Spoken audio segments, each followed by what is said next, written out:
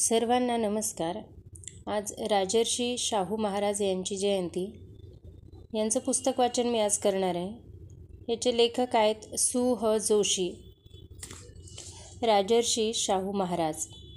श्रीमंत छत्रपती राजर्षी शाहू महाराज याच शतकात होऊन गेलेला एक महान राजा. केवळ 48 वर्षे इतकंच आयुष्य त्यांना लाभले, पण असे काही प्रचंड कार्य त्यांनी केले, असे काही अजोड कर्तृत्व त्यांनी गाजविले की चिरंजीव त्यांचे जगी नामर आहे. ही पंक्ती खरी ठरली. मराठी राजमंडळातच काय, पण भारतीय नरेंद्र मंडळातही त्याच्या तोडीचा शक्तिमान, दीप्तिमान, विचारवंत, शौर्यवंत, धैर्यवंत नि वैराग्यवंत असा दुसरा कोणी राजपुरुष झालाच नाही. शाहू हे राजांतील थोर माणूस होते आणि माणसातील थोर राजे होते. श्रीमंत छत्रपती शाहू महाराज म्हणजे तत्कालीन कोल्हापूर संस्थानचे अधिपती. एक प्रजावत्सल, दलितबंधू, समतेचा पुरस्कर्ता, उत्कर्षाविषयी सर्वांगीण दृष्टी असलेला, मोडेन पण वाकणार नाही अशा निधड्या वृत्तीचा आणि कर्ता समाजसुधारक असा राजर्षी. हा राजा तुमचा आमचा सर्वांचा होता. बायाबापड्यांना तो माय म्हणायचा, बहिणी मानायचा. बापे लोकांच्या अडचणी सोडवायचा, दुःखितांचे अश्रू पुसायचा, दीनदुबळ्यांना सहाय्य करावयाचा, दलितांना जवळ करायचा. असा हा मोठ्या मनाचा, रसिक व दिलदार वृत्तीचा, सगळ्यांना हवाहवासा वाटणारा राजा होता. मल्लविद्येची त्याला आवड होती, शिक्षणाविषयी आस्था होती, विविध कलांची त्याला जाण होती. हा राजा कोल्हापूरचा. करवीर नगरी हे कोल्हापूरचे दुसरे नाव. पंचगंगा नदीच्या काठावर वसलेले हे गाव. कोल्हापूरचे श्री अंबाबाईचे मंदिर साऱ्या भारतात प्रसिद्ध. देवी अंबाबाई म्हणजे साक्षात महालक्ष्मी, पराक्रमाची देवता, दैत्यांचा विनाश करून लोकांना सुखी करणारी ही देवता.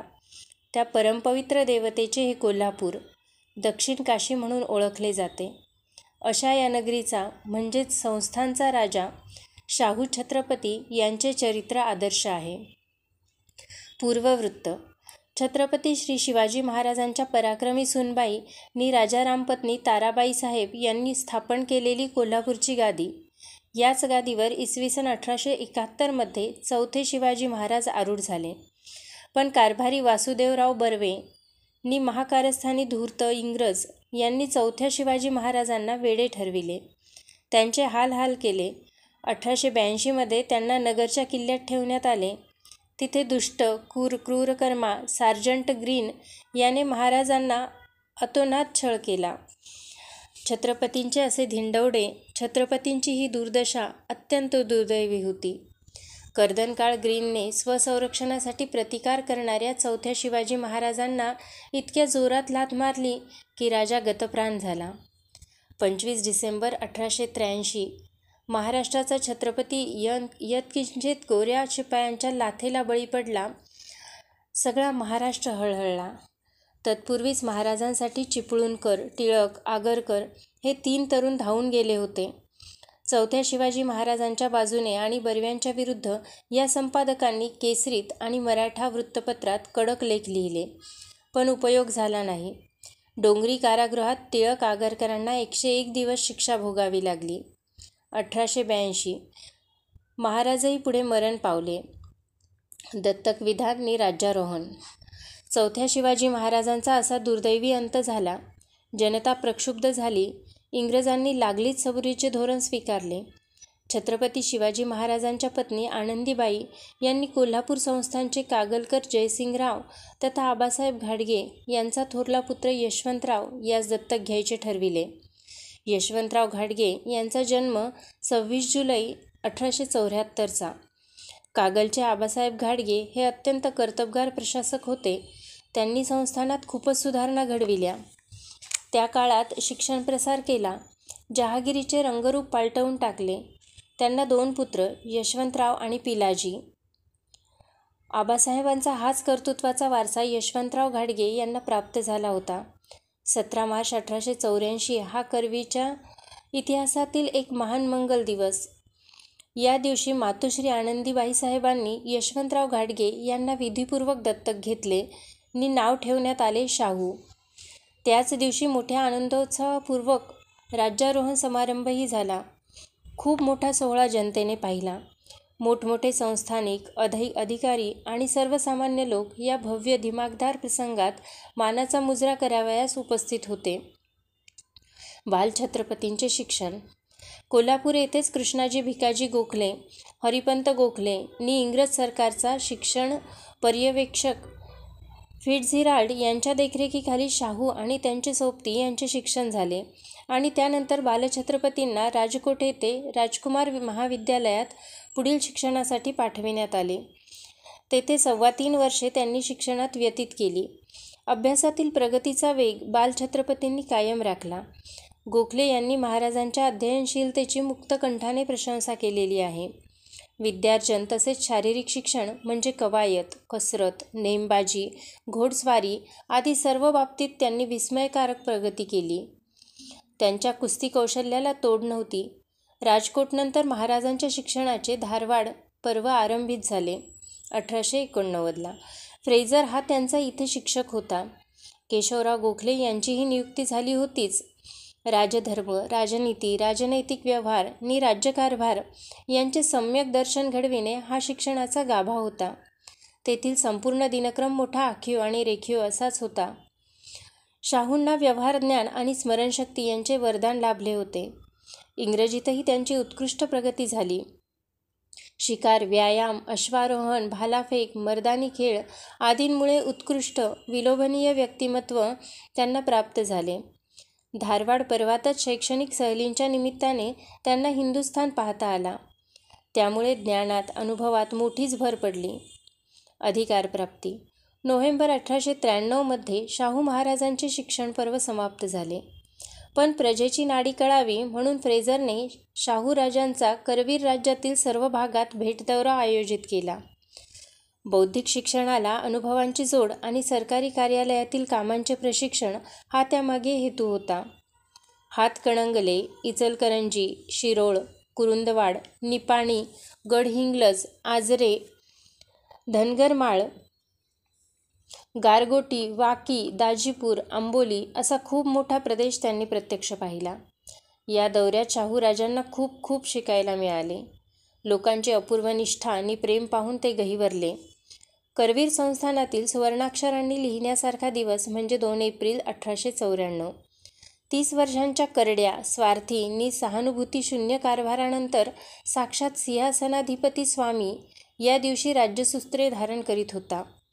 या ऐतिहासिक महत्त्वाच्या प्रसंगाला साजेशा वैभवाने आणि दिमाखाने अधिकारदानाचा समारंभ साजरा झाला. या प्रसंगी छत्रपती थोरल्या शिवाजी महाराजांचा शक शाहू महाराजांनी परत प्रारंभ केला. स्वस्तिश्री राज्याभिषेक शके 220 विजयनाम संवत्सरे फाल्गुनवद्य 11 इंदुवासरे क्षत्रिय कुलावतंस श्री राजा शाहू छत्रपती झाले. परिस्थितीचा भोवरा आणि चक्रव्यूह भेद. श्रीमंत छत्रपती शाहू महाराज सिंहासनारूढ झाले तेव्हा करवीर संस्थांच्या कारभारात इंग्रज, पारशी नि करवीर बाहेरच्या लोकांनीच भाऊगर्दी केलेली होती. त्यांना प्रजेविषयी ना कळकळ ना तळमळ. प्रजाजनांची, सरदारांची नि खुद्द छत्रपतींचीही उपेक्षा चालू होती. खुद्द राजा चक्रव्यूहात अडकला होता. पण तरीही मोडेन पण वाकणार नाही या जिद्दीने शाहू महाराज चक्रव्यूह भेदण्यास पुढे सरसावले. त्यांनी लोककल्याणाचा वसा घेतला. शिवप्रभूंचा आदर्श समोर ठेवला. सावध बोलणे, संयमी वागणे, संधी न दवडणे या मुत्सद्देगिरीच्या तंत्राचा त्यांनी अवलंब केला. हुजूर कार्यालयात माणसे नेमली, ती सर्व वेचक आणि आपल्या खात्रीची. प्रशासन यंत्रणेवर वचक ठेवण्याच्या दृष्टीने महत्त्वाची पावले टाकावयास त्यांनी प्रारंभ केला.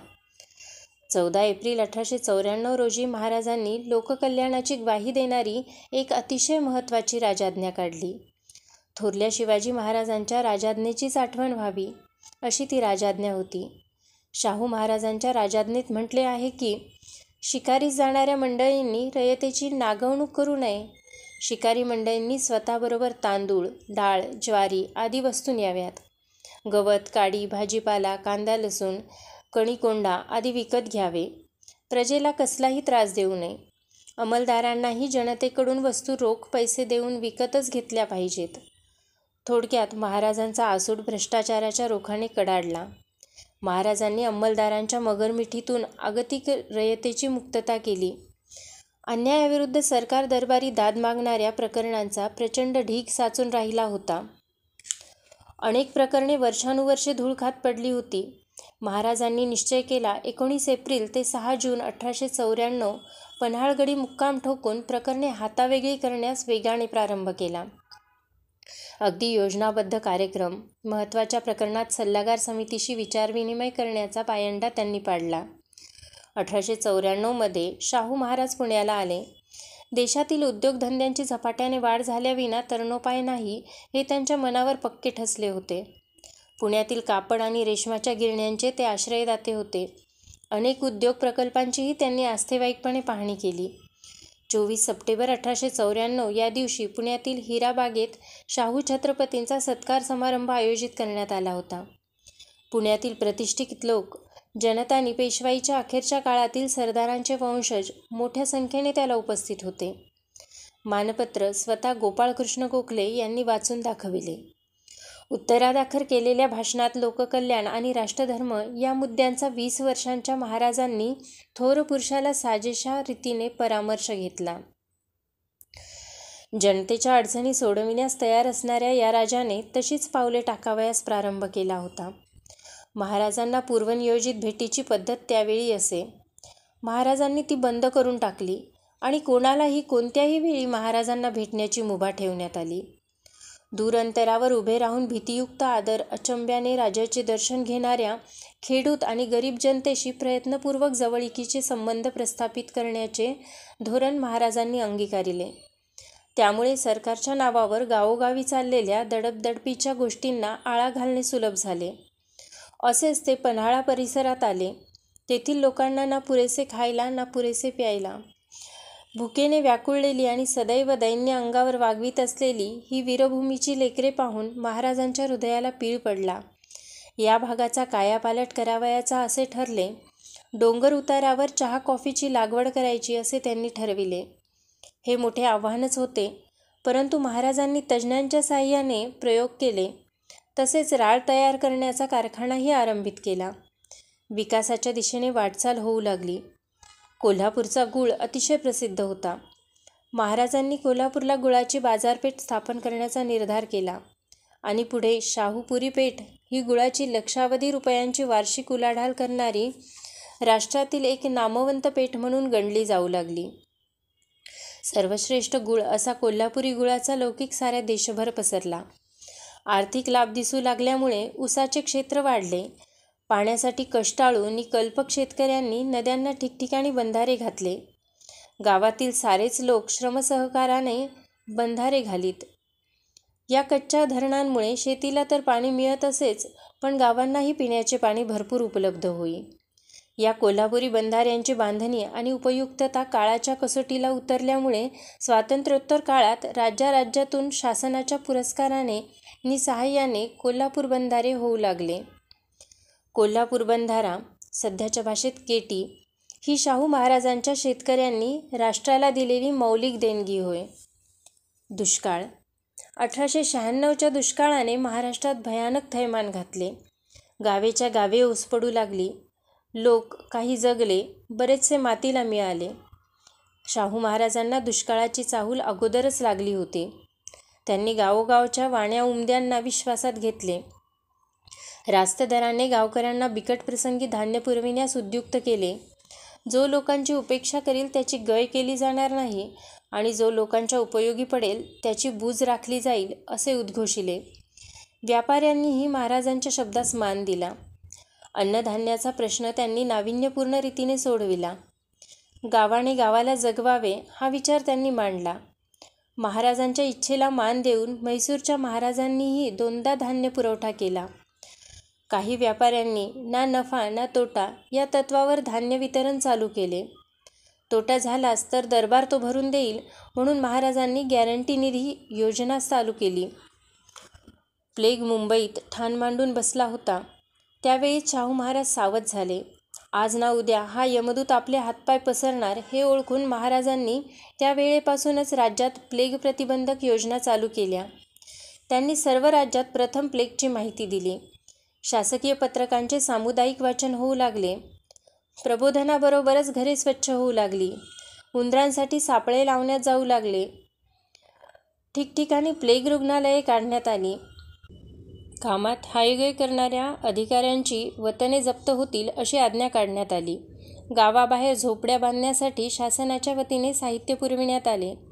कोल्हापुरात येणाऱ्या आणि बाहेर जाणाऱ्या सर्वांची वैद्यकीय तपासणी चालू झाली. प्लेगला शर्थीने तोंड देण्यात आले. थोडक्यात तेव्हाच्या मुंबई इलाख्यात दुष्काळाने अगणित भूकबळी घेतले, परंतु करवीर राज्यात एकही भूकबळी पडला नाही. त्याचप्रमाणे मुंबई इलाख्यात प्लेगने मृत्यूचीच राजवट चालू केली होती. करवीर राज्यात मात्र प्लेगला अटकाव करण्यात आला. प्लेगबळी अगदी नाममात्र पडले. वसतिगृहे शिक्षणाविना तरणोपाय नाही हे ओळखून महाराजांनी त्या दिशेने प्रयत्न चालू केले. अनेक प्रयोग करण्यात आले. 1896 एक अभिनव वसतिगृह निर्माण करण्यात आले. पण ब्राह्मण नि अब्राह्मण्य विद्यार्थी तेथे एकत्र राहणे मोठे कठीण जाऊ लागले. मग आणखी एक मोठीच कल्पना महाराजांच्या मनात उद्भवली. तो त्यांनी माता भवानी देवीचा आदेशच मानला. वसतिगृह स्थापना हा एक नवीनच उपक्रम होता. मुंबई इलाख्यातच नाही तर भारतातही विद्यार्थ्यांसाठी विविध जाती जमातींची वसतिगृहे नव्हती. आपले सल्लागार न्यायमूर्ती रानडे, गोपाळकृष्ण गोखले, गंगाराम भाऊ म्हस्के यांच्याशी महाराजांनी विचारविनिमय केला आणि 18 एप्रिल 1901 रोजी मराठा वसतिगृहाचे उद्घाटन करण्यात आले. स्वतः महाराजांनी 4000 रुपये देणगी म्हणून दिली. वेळोवेळी आणखी सहाय्यही केले. जातीपातींचे निर्मूलन हे त्या काळी अवघड होते आणि शिक्षणाचा प्रसार तर झाला पाहिजे म्हणून अन्य जातींसाठी वसतिगृहे उघडण्याचे ठरले. तसेच नाव जरी मराठा वसतिगृह असले तरीही मराठे इतरांनाही त्यात प्रवेश असेच. 1901 दिगंबर जैन वसतिगृह चालू करण्यात आले. महाराजांनी त्याला देणग्या दिल्या, पण काही मराठेच रागावले. मत्सराची ठिणगी पडली. तेव्हा महाराजांनी खडसावले, मी केवळ मराठ्यांचा राजा नाही, साऱ्यांचा राजा आहे. 1908 ते 9 आणखी एक नवल घडले. जैन वसतिगृहाने खास मुलींसाठी एक वसतिगृह उघडले. नाव दिले श्रविकाश्रम. 1909 ते 10 साली त्यात 16 विद्यार्थिनी होत्या. आणखी विशेष म्हणजे चित्रकलेच्या खास अभ्यासासाठी 2 जैन विद्यार्थ्यांना इटलीला पाठविण्यात आले. जैन विद्यार्थी परदेशी गेल्याचे हे पहिलेच उदाहरण होय. त्या काळी मुसलमान समाज अक्षरशत्रू, आर्थिकदृष्ट्या मागासलेला, प्रतिगामी होता. तेव्हा महाराजांनी 15 नोव्हेंबर 1906 रोजी किंग एडवर्ड महामेडन एज्युकेशन सोसायटीची स्थापना करून तिच्या वतीने वसतिगृह चालू करण्याचा निर्णय घेतला. 1907 लिंगायत वसतिगृह चालू झाले. महाराजांनी सगळ्याच वसतिगृहांना उदार देणग्या दिल्या. लिंगायतांनीही मुलींचे वसतिगृह चालू करून स्त्रियांचा उच्च शिक्षणाला चालना दिली आणि एक प्रगतीपर पाऊल टाकले. आणि मग शाहू महाराजांनी हाती घेतला एक क्रांतिकारक प्रकल्प. खऱ्याखुऱ्या पददलित, विद्येच्या वाऱ्यालाही वंचित, मानवी हक्कांना वंचित, उपेक्षित अशा अस्पृश्य मानलेल्या जातीत विद्या प्रसाद करणारी मंडळी अशी एक नवी संस्था स्थापन करण्यात आली. 14 एप्रिल 1908 रोजी अस्पृश्यांसाठीचे वसतिगृह अस्तित्वात आले. खूप अडचणी आल्या, पण साऱ्यांवर मात करण्यात आली. महाराजांनी आपुलकीने खूप खूप सहाय्य केले. त्यामुळे शिक्षण वंचितांमध्ये शिक्षण घेण्याची एकच लाट उसळली. शिक्षण घेतील त्यांच्या नोकऱ्यांचीही सोय महाराज करू लागले. अशा प्रकारे शिक्षणापासून आचवलेल्यांचा बहुतांश भाग महाराजांनी शिक्षण सन्मुख केला. ही फारच मोठी कामगिरी होती. त्यानंतर मग सोनार समाज, शिंपी समाज, पांचाळ सारस्वत, चांद्रसेनीय कायस्थ प्रभू, वैश्य समाज यांचीही वसतिगृहे चालू झाली. एक हिंदी ख्रिस्ती वसतिगृहही उभे राहिले. आर्य समाज. विचारसाम्यता हा शाहू महाराजने आर्य समाज यांना जोडणारा दुवा होता. जानेवारी 1918 महाराजांनी करवीर आर्य समाजाची स्थापना केली. आर्य समाजाला शाळा आणि गुरुकुल चालविण्यासाठी देणगी दिली. आर्य समाजाची रीती वसतिगृह, शाळा उघडण्याची, वसतिगृहास ते गुरुकुल म्हणत. तेथे विद्यार्थ्यांना सर्व काही मोफत असे. गुरुकुल हे सर्व जातींच्या मुलांना समभावाने वागविणारे आणि त्यांच्यावर एकात्मभावाचे संस्कार करणारे केंद्र. वैदिक विद्यालय आणि वसतिगृहे. 29 ऑगस्ट 1919 या दिवशी वैदिक शिक्षण देण्याचा मुहूर्त महाराजांनी केला. शिवाजी वैदिक विद्यालय चालू झाले. ब्राह्मणेतर विद्यार्थी वैदिक शिक्षण घेऊ लागले. लोकांची धर्मकृत्येही ते करू लागले. महाराजांनी प्रचंड क्रांती घडवली होती. ब्राह्मणेतर हिंदूंचे धर्मविधी वैदिक पद्धतीने करण्यात ब्राह्मणेतरांना सशस्त्र शिक्षण देणारी ही भारतातील आद्य आणि एकमेव संस्था. 17 वसतिगृहे चालू होऊन शिक्षणास चांगलीच चालना मिळाली. कोल्हापूरची ख्याती वसतिगृहांची जननी म्हणून पसरली. पण अगदी गरिबांचे काय? तेव्हा त्यांच्यासाठीही Shri prince Shivaji Marathi free boarding house चालू करण्यात आले. करवीर राज्यातील शिक्षण. शाहू महाराजांच्या जीवनाचा स्थायी भाव शिक्षण प्रसार हा होता. इतर सामाजिक चळवळी करतानाही शिक्षण प्रसाराकडे त्यांनी जराही दुर्लक्ष होऊ दिले नाही. 1894 ते 1922 या काळात महाराजांना सतत निधीध्यास होता तो शिक्षण प्रसाराचा. कोल्हापुरात त्यांनी अनेक वसतिगृहे स्थापन केली. प्राथमिक शाळा उघडल्या, माध्यमिक शाळा चालू केल्या आणि लोकांना शैक्षणिक संस्था स्थापण्यासाठी सढळ हाताने सहाय्य देऊन उद्युक्त केले. त्यांनी महाविद्यालये वाढविली. औद्योगिक आणि व्यावसायिक शिक्षणाची आणि प्रशिक्षणाची सोय केली. शिक्षणावाचून तरुणोपाय नाही अशी त्यांची प्रामाणिक निष्ठा होती. शिक्षण प्रसाराचे व्रत घेऊन एकनिष्ठेने तन मन धन अर्पून कार्य करणारा भारतातील प्रभावी पुरुष म्हणजे छत्रपती शाहू महाराज. धन्यवाद.